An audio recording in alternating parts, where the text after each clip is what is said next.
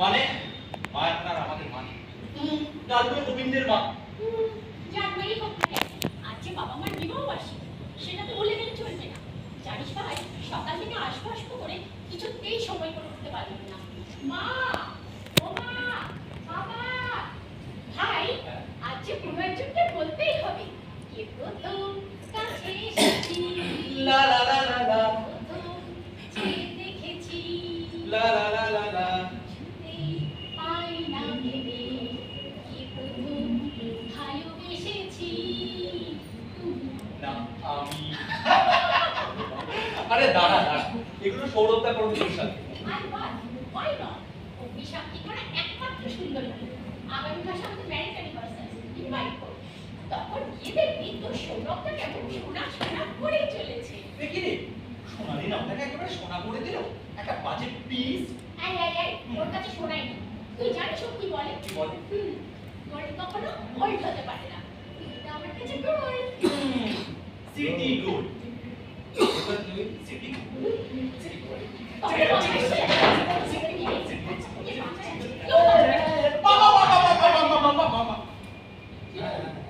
আমার মা জন্মেছে ইনি তখন মাগো বৈশাখ ভোর দাবুদাবি শ্রাবণীর ভরা মেঘমালা রকে রকে এই যে শুভ ছবি প্রাণী মোর দেয় জ্বালা। সোনালি, তোর বাবা? রাইট, আমার বাবার জন্যই তো সেই মুক্ত বাড়ি এসেছি। আজ যে সেই দিন, সেটা কি ভুলে গেলে চলবে? আজ তোমাদের বিবাহ বার্ষিকী। আচ্ছা, তাই তুই মায়ের জন্য ফুল আর শাড়ি এনেছিস, তাই না?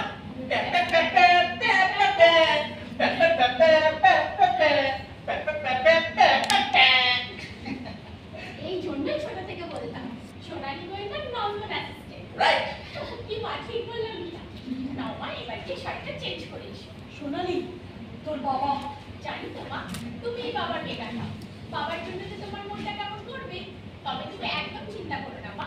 ওই সদানন্দ তো তোমার পাশে একবারও পিতা দিত। আর এবার যে শাড়িটা চেঞ্জ করে এসো, তোমার জামাই এসে পড়লো বলি। সোনালি, আমার কথাটা শোন। না, না শোনাই, আমি বলবো তুমি শুনবে।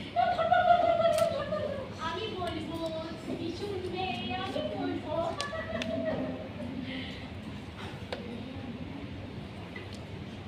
নন্দন, আজ এই রাত্রেবেলা বাড়ি আসতে গিয়ে যদি ৩-৪ জন ছেলে কিনে তোর দিদিকে রেপ করতো, দিদি? চমকে উঠেছে বল। নিজে দিদি বলে, রক্তের সম্পর্ক বলে। না মানে আমাদের বাড়িতে জানি, বাবা আমাকে ফোনে সব বলেছে। তুই কি রে, ছেলে হয়ে জন্মেছি শুধু ভোগ করার জন্য? বাবাকে সাপোর্ট দিতে পারিস না? তোর তো উচিত ছিল বাবার পাশে দাঁড়ানো। চিনি না জানি না, একটা ধর্ষিত আমি, তার উপর ব্যাপারটা নিয়ে মা এমন ভাবে রিয়েক্ট করলো যে আমার মাথা ঠিক ছিল না। আমার ভাবতে লজ্জা করছে তুই আমার ভাই। ছি ভাই ছি। সেই ছোটবেলা থেকে বাবা আমাদের অন্যায়ের বিরুদ্ধে লড়াই করতে শিখিয়েছে, সেখানে তুই। আসলে মা এমন ভাবে ইনসিস্ট করলো যে মা মা মা মা মা, চমৎকার চমৎকার চমৎকার। ওর বুদ্ধি, চিন্তা, ভাবনা সবকিছু জলাঞ্জলি দিয়ে মায়ের বাধ্য ছেলে হয়েছিস। ওরে সবুজ, ওরে অবুজ, ওরে নবীন, ওরে কাঁচা, এই হাত মারাতে ঘা মেরে তুই বাঁচা। দিদি, দিদি আমি আমি ভুল করেছি, আমি ভুল করেছি দিদি, বিশ্বাস করো, বিশ্বাস করো, আমি এরকম করে ভাবি। মানছিস? হ্যাঁ। তাহলে দে। এবার তোর মরা গানে বান এসেছে জয় মা বলে ভাষা দড়ি। ওরে রে ওরে মাঝি, কোথায় মাঝি, প্রাণপণে ভাই ডাকে রাজি। সোনালি, মা, মা তুমি এখনো চেঞ্জ করোনি? তুই বাইরে দাঁড়িয়ে সব শুনেছি। কি বলতে চাস তুই? বলতে চাই না মা, তবে আমার ভাবতে লজ্জা করছে তুমি একজন সমাজকর্মী, তুমি নারী, সর্বোপরি তুমি মা।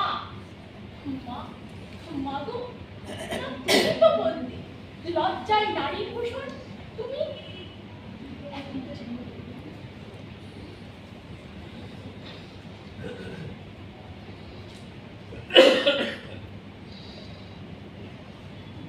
এই ব্লাউজটাকে চিনতে পারছো মা? ভালো করে দেখো তো মা, চিনতে পারছো কিনা? শুনতে পারছো? তখন আমরা শ্রীপল্লীতে থাকি। কলেজের শেষে টিউশন থেকে বাড়ি ফেরার সময় সন্ধে হয়ে এসেছিল। এমন সময় বৃষ্টি পড়তে শুরু করলো। আমি দৌড়ে গিয়ে একটা অন্ধকার শেডের তলে দাঁড়িয়ে বাসের অপেক্ষা করতে লাগলাম। হঠাৎ 3-4 ছেলে বাইক নিয়ে আমার দিকে এগিয়ে আসতে লাগলো।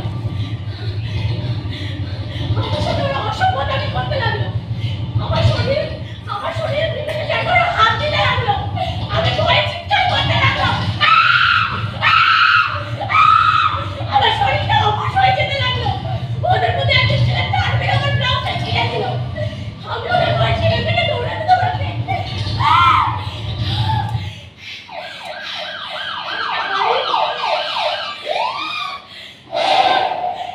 একটা গাড়ি তীব্র আলো আমার চোখে এসে পড়ল।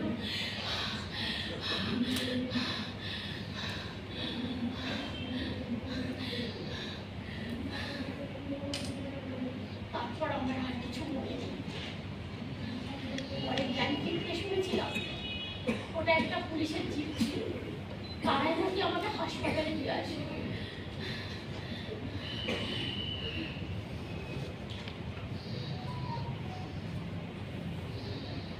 ওই সেই ব্লাউজ যেটা ওরা ছিঁড়েছিল। আচ্ছা মা, সেদিন যদি পুলিশের গাড়িটা ঠিক সময় না আসতো আর এই নপুংসকগুলো যদি তোমার এই মেয়ের মাংস ছিঁড়ে খুঁজে খেত,